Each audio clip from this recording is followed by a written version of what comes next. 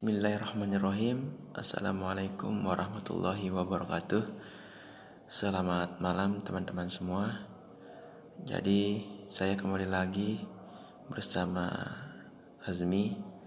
Jadi kesempatan kali ini saya akan melanjutkan presentasi yang sebelumnya pernah saya sampaikan, yakni terkait dengan masalah mengenal virus corona. Jadi langsung saja kita masuk ya.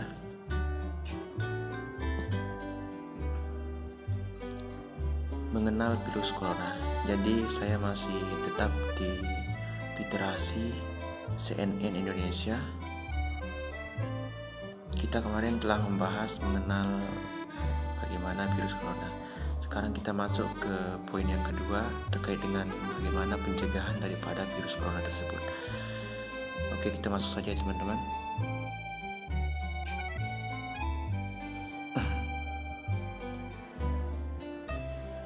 Jadi di sini mencegah virus corona. Jadi yang jadi pertanyaan, bagaimana kita caranya untuk mencegah virus corona? Jadi cara yang pertama adalah yang standar yang bisa kita lakukan secara umum dengan rutin cuci tangan dengan sabun antiseptik. Lalu yang kedua, jika tidak memungkinkan cuci tangan, gunakan hand sanitizer dengan kadar alkohol minimal 60%. Lalu yang ketiga, pertahankan jarak minimal 1 meter dari orang yang batuk atau bersin. Dan yang keempat, hindari menyentuh tangan, hidung, dan mata. Jadi itu terkait dengan bagaimana cara mencegah yang pertama. Jadi masuk ke pertanyaan yang kedua, bagaimana kita bersin atau batuk yang benar. Jadi di sini kita sudah diajarkan bagaimana cara menerapkan etika batuk yang benar dalam ilmu perawatan. Jadi cara batuk yang benar yang pertama adalah untuk menghindari suatu transfer penyakit kepada teman-teman yang saat ini sangat berbahaya adalah COVID-19 tersebut. Yaitu yang pertama, tutup mulut menggunakan tisu atau bagian dalam siku. Itu yang pertama. Lalu yang kedua, segera buang tisu ke tempat sampah tertutup. Dan yang ketiga, segera cuci tangan menggunakan air dan sabun atau pembersih tangan. Itu yang ketiga teman-teman. Jadi kita masuk ke pertanyaan selanjutnya. Ini secara umum sudah ditanyakan oleh masyarakat kita, yakni kapan harus cuci tangan menggunakan air dan sabun. Jadi yang pertama, saat secara kasat mata tangan terlihat kotor. Jadi kita secara kasat mata artinya kita tidak perlu melihat kotoran yang berada di tangan kita lalu kita cuci. Jadi yang namanya kuman, bakteri dan lain sebagainya itu adalah suatu yang sangat kecil yang tidak bisa dilihat oleh mata, sehingga di situ kita harus membangunkan inisiatif kita sendiri untuk mencuci tangan. Itu yang pertama. Lalu yang kedua, setelah buang air kecil atau buang air besar. Itu yang kedua. Lalu kita masuk yang ketiga. Kita cuci tangan ketika kita setelah batuk atau bersin. Di mana batuk dan bersin itu kadang-kadang kita menggunakan atau menutup mulut dengan menggunakan tangan, sehingga waktu itu sangat tepat ketika kita cuci tangan seperti itu. Lalu yang keempat, setelah kontak dengan orang yang sakit. Kita dalam ilmu kesehatan kita sangat penting perlu untuk melakukan cuci tangan setelah kita kontak dengan pasien atau orang yang sakit. Lalu yang selanjutnya, sebelum, saat, dan setelah menyiapkan makanan. Itu yang selanjutnya. Lalu yang selanjutnya, sebelum makan kita perlu cuci tangan. Karena kadang-kadang juga kita walaupun tidak menggunakan sendok untuk makan, kuman itu berjalan di sendok yang kita pegang sehingga terkontaminasi kepada makanan yang kita makan. Lalu yang selanjutnya, setelah menggunakan toilet. Dan yang selanjutnya, setelah bersentuhan dengan hewan atau membersihkan kotoran daripada hewan tersebut. Jadi itu sangat penting dan harus kita ketahui bersama sehingga kita dapat terhindar daripada berbagai macam penyakit, yakni yang saat ini menjadi penyakit sangat eksis di dunia adalah coronavirus. Lalu kita masuk ke pertanyaan yang selanjutnya, bagaimana cara cuci tangan yang baik? Nah, dalam ilmu perawatan, bagaimana cara cuci tangan yang baik adalah yang pertama, kita membasuh tangan di air yang mengalir. Lalu gunakan sabun dengan kandungan antiseptik. Jadi perlu kita menggunakan sabun untuk mematikan kuman atau membersihkan kuman dari tangan yang melekat, sehingga kuman-kuman atau bakteri yang ada di tangan kita dapat tersingkir dan dapat terangkat daripada di tangan kita. Lalu yang ketiga, gosok telapak tangan, punggung tangan, dan sela-sela jari. Dan yang keempat, bersihkan bagian bawah kuku, bisa dengan menggosokkan ujung-ujung kuku di telapak tangan secara bergantian. Seperti itu ya teman-teman. Jadi ini menjadi suatu rekomendasi buat kita semua. Jadi yang kelima, bilas dengan air bersih yang mengalir. Dan yang terakhir keenam, keringkan dengan handuk, tisu, udara atau dianginkan. Itu yang terakhir teman-teman. Jadi kita masuk ke pertanyaan selanjutnya. Bagaimana cara menggunakan hand sanitizer yang baik? Ini kadang-kadang kita juga tidak memperhatikan bagaimana prosedur menggunakan hand sanitizer yang baik atau dengan baik. Jadi di sini saya akan menyampaikan sedikit bagaimana cara menggunakan atau mencuci tangan dengan menggunakan hand sanitizer. Yang pertama, cari hand sanitizer yang berbahan dasar alkohol minimal 60%. Lalu setelah itu ketika kita mendapatkan hand sanitizer yang mengandung alkohol minimal 60%, setelah itu teteskan hand sanitizer ke kedua tangan.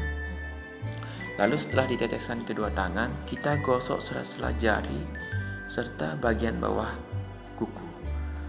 Lalu yang keempat, gosok tangan hingga hand sanitizer kering. Seperti itu ya teman-teman. Supaya ini dengan tujuannya juga untuk memberikan keefektifan dalam mencuci tangan dan efisiensi penggunaan daripada hand sanitizer tersebut. Lalu kita masuk ke pertanyaan selanjutnya. Bagaimana kalau tidak ada hand sanitizer? Ini sebenarnya menjadi sangat umum pertanyaan yang seperti ini karena di saat ini hand sanitizer sangat sulit ditemukan karena sudah sangat diserbu sama orang banyak seperti itu. Lalu di sini dari WHO ya membagikan formulasi untuk membuat hand sanitizer sendiri. Jadi ketika kita tidak menemukan atau dapat membeli hand sanitizer di tempat seperti di apotek dan lain sebagainya, kita bisa membuat sendiri dengan cara yang pertama, kita ke dalam wadah ukur 100 ml tuang ketiga bahan berikut. Yang pertama, bahan dari pembuatan hand sanitizer tersebut dengan jumlah 751,5 ml isopropil atau alkohol dengan kemurnian 99,8%. Itu yang pertama. Lalu yang kedua, 41,7 ml hidrogen peroksida atau dengan kemurnian 3%. Lalu yang ketiga, 14,5 ml gliserol atau dengan kemurnian 98%. Lalu masuk yang kedua, tambahkan air suling atau air yang telah dididihkan dan didinginkan hingga wadah ukur penuh. Itu yang kedua. Lalu yang ketiga, kocok perlahan agar konten tercampur. Jadi setelah 3 bahan itu dicampur, kita mulai mengaduk supaya dari 3 bahan tersebut mulai atau benar-benar bercampur seperti itu. Dan yang menjadi catatan di sini adalah hand sanitizer buatan sendiri tidak memiliki pelembab untuk mengurangi efek alkohol, sehingga tidak disarankan sering digunakan. Hand sanitizer buatan sendiri juga tidak disarankan untuk anak-anak. Itu teman-teman yang perlu kita perhatikan. Lalu kita masuk ke pertanyaan yang selanjutnya. Perlukah kita memakai masker? Jadi di sini betapa penting kita menggunakan masker. Yang pertama adalah kita harus menggunakan masker saat menangani pasien bergejala COVID-19 atau saat pergi keluar rumah agar tidak menulari orang lain. Itu poin yang pertama. Lalu kita masuk yang kedua, bahwa virus atau carrier bisa tidak menunjukkan gejala, sehingga penting terus mengenakan masker. Lalu kita masuk poin yang ketiga, masker bedah digunakan untuk tenaga medis, sementara masyarakat bisa menggunakan masker kain. Oke, seperti itu teman-teman. Lalu kita masuk yang keempat, meski menggunakan masker, tetap jaga jarak 1-2 meter dari orang lain. Itu sangat penting untuk kita ketahui, sehingga kita memiliki resiko kecil untuk terinfeksi daripada penyakit atau yang saat ini sedang mewabah, yaitu virus corona. Lalu kita masuk ke pertanyaan yang selanjutnya, bagaimana dengan barang-barang? Jadi maksudnya di sinilah barang-barang yang sudah terkontaminasi dengan virus tersebut. Yang pertama, belum diketahui pasti beberapa lama virus bertahan di benda mati. Itu yang pertama. Lalu yang kedua, jawaban yang kedua, diperkirakan virus menempel selama beberapa jam. Yang ketiga, virus bisa dibersihkan dengan disinfektan sederhana. Jadi teman-teman jangan terlalu khawatir terkait dengan benda-benda yang sudah dipegang oleh orang yang terkena oleh virus atau COVID-19. Jadi benda atau barang-barang yang sudah terkontaminasi dengan virus itu jadi tidak memiliki waktu lama untuk bertahan hidup. Jadi virus yang sudah menempel di bagian benda-benda atau barang-barang tersebut bisa kita menetralisir dengan menggunakan desinfektan. Itu cara sederhana teman-teman. Lalu kita masuk pertanyaan yang selanjutnya. Bagaimana cara menjaga imunitas tubuh? Jadi ini sangat penting kita ketahui bersama untuk membangun atau meningkatkan imunitas tubuh. Apa itu imunitas tubuh? Imunitas tubuh itu adalah suatu protektor bagi tubuh kita untuk menangkal atau untuk menahan daripada serangan virus atau bakteri lain sebagainya. Jadi di sini salah satu atau beberapa cara untuk melakukan peningkatan antibodi kita. Yang pertama, ketika kita mengonsumsi protein yang contohnya kayak ayam,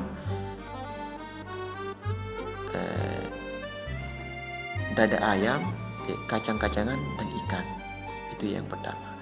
Lalu yang kedua, mengonsumsi buah dan sayur lebih banyak.